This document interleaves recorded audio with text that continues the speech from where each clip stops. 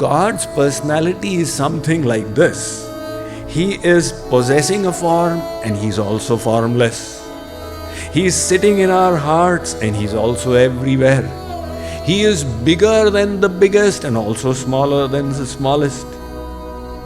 He is so far that big yogis spend their whole life and at the end of it they don't see His head or feet.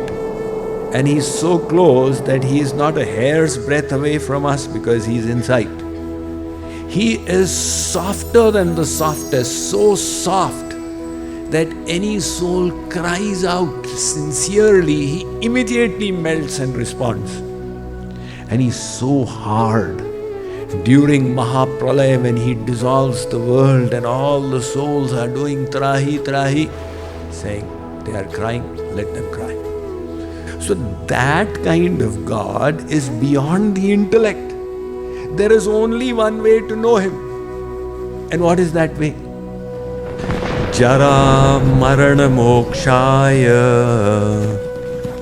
mama shritya yatantiye te brahma tadviduh kritsnam adhyatmam karma chakhilam. Those who take shelter in me, striving for liberation from old age and death, come to know Brahman, the individual self, and the entire field of karmic action. This is a little convoluted verse, and I had to think and then figure out by grace what does this mean. See, on one hand, Sri Krishna has said in verse 25 and 26, nobody can know me. He goes on and on saying that it is impossible for you to know me. And on the other hand, the Vedas also say that you must know God. You make it your goal to know Him. Tameva veditvati mrityumeti nanya pantha vidyate yanai. Only by knowing God can you cross over this ocean of life and death. Gyatva devam muchyate sarva pashai. These bonds of Maya will cut on knowing God.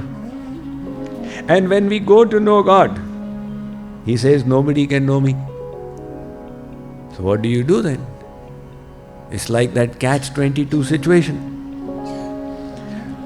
So, let it be understood in this way, that only one personality can know God, and that is God Himself. God alone knows Himself and nobody else. So everyone else, if they are blessed by God's grace, if He graces them, by His blessings, anyone can know Him. It's not by self-effort. Hence, there is a mantra which is in the Kathopanishad and also in the Mundakupanishad, the same mantra. It says, Nayamatma pravachane na labhyo na medhaya na bahuna shrutena. Pravachane na labhyo. You cannot know God by pravachan. Swamiji, we came to listen to your pravachan so that we can know God. So now through the pravachan, you listen that like this you cannot know God. Pravachane nalabhyo. In the pravachan you just get the words. Na medhaya, nor can you know Him by your intellect. Because we discussed the intellect is material and God is divine. God is the possessor of infinite contradictory attributes at the same time. Supposing I say take the Sanskrit vyanjan, the letter K. Put the A ki matra, the A vowel on it. Put the U vowel on it. Put the E vowel on it. Put the A vowel on it. And also put the O vowel on it. And add the visarga. Now pronounce it. Hare, how will I pronounce it? Impossible. So God's personality is something like this. He is possessing a form and He's also formless. He is sitting in our hearts and He's also everywhere. He is bigger than the biggest and also smaller than the smallest. He is so far that big yogis spend their whole life and at the end of it they don't see his head or feet.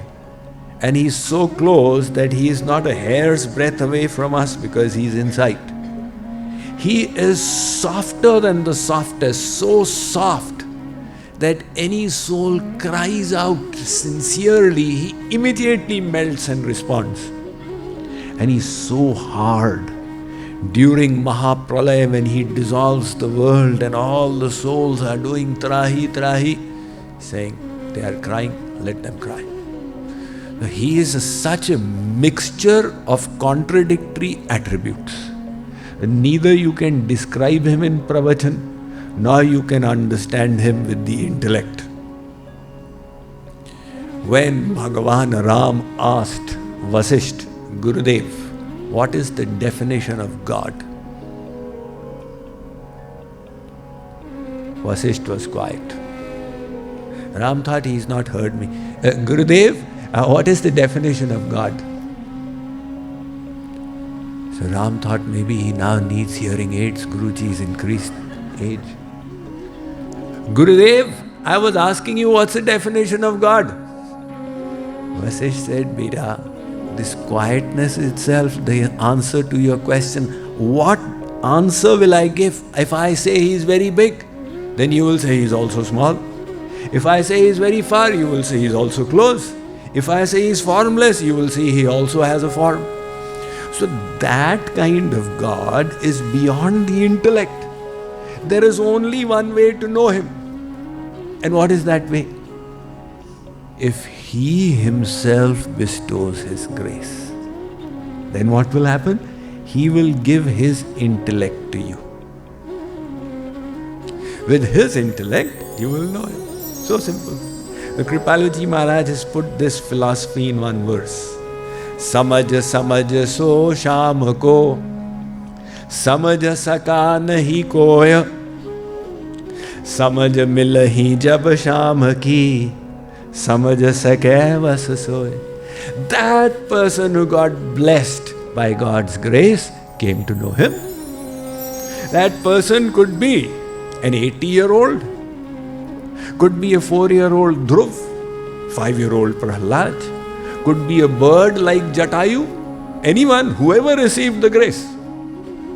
And without grace, Shat Shastra Vetta Nigama Pravinas Tatha Gamavya Karanadinishta Vina Harer Bhagavata Prasadam Janati Ko Bhagavatantarartham. Big scholars fail. So, we will know God by His grace. But to receive the grace, we need to surrender ourselves to Him. That surrender is what attracts the grace. So Kripaluji Maharaj said, Samaj milahi, when you get His intellect, you will understand Him.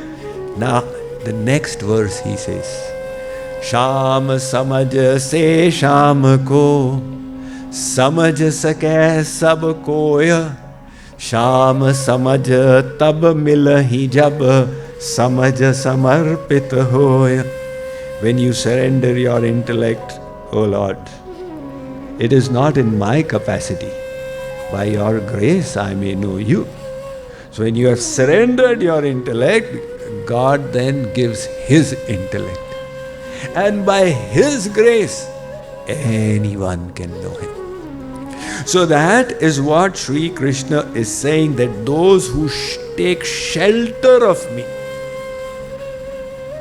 they will know God, and because they know God, they will know everything.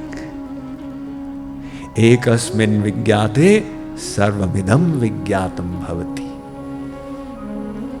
Once, a 5-year-old boy was getting restless in the summer vacation. So he was creating a bit of a ruckus at home. And the father realized that my child has got a lot of energy. It's not his fault. I need to channelize him, and then all will be well. So put him in some constructive work. The father was reading the Economic Times, and that had a map of the world behind it. So the father, he cut off that cover with the map of the world, and he said, my child, take a look at this very carefully. You have to memorize all the areas. And once you say it is done, I will then cut the map into umpteen pieces and jumble it all up. It will be a jigsaw puzzle. You will have to reconstruct the map. So he gave it. The boy looked. Within 30 seconds, he said, Father, done. So quickly? Yes. Look at it a little more. Father, I have memorized it. The father cut it into various 26 pieces and jumbled them, gave them. Here. So the boy, he constructed it in 2 minutes flat. Like the children, those who are expert, with the Rubik's Cube. So the child made it. Father said, oh my God, you are so intelligent. I knew you were intelligent, a chip of the old block, but I didn't know you are so intelligent. Tell me, how did you do it? The child said, Father, when you gave me the world map, I just happened to flip it over. And out there was a man, there was an advertisement. So I remembered the man. And when you gave me the pieces to make, I made the man and then turned them over. Behind the map was the man. Now here, behind the whole world is the Lord. So if you know the Lord, you get to know everything. Yena shrutam shrutam bhavatya matam matam avijñātam vijñātam avijānatam vijñānatam. Right? Once you have wisdom of God, you have wisdom of life. You have wisdom about everything else. So, Sri Krishna says that when you take shelter of me, you will receive my grace. And because of my grace, you will come to know Brahman, you will come to know the individual self and the entire field of karmic activities.